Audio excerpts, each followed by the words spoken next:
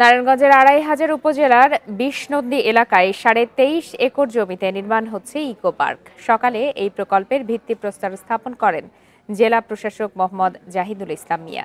Bundle থাকলে প্রতি সেনমানিতে টাকা বাঁচবে। বিকাশ সেনমানি বান্ডেল কিনে জিতুন প্রতি লেনদেনে।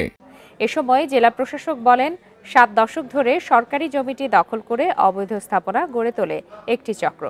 দখলকৃত জমি উদ্ধার করে সেখানে পর্যটন কেন্দ্র ও বিনোদনের লক্ষ্যে ইকো পার্ক নির্মাণের উদ্যোগ নেওয়া হচ্ছে।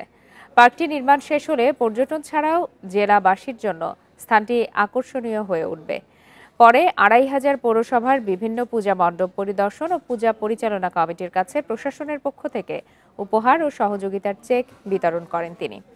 এসব অনুষ্ঠানে উপজেলা নির্বাহী কর্মকর্তা, সরকারি কমিশনার, উপজেলা প্রকৌশলী সহ বিভিন্ন কর্মকর্তারা উপস্থিত ছিলেন।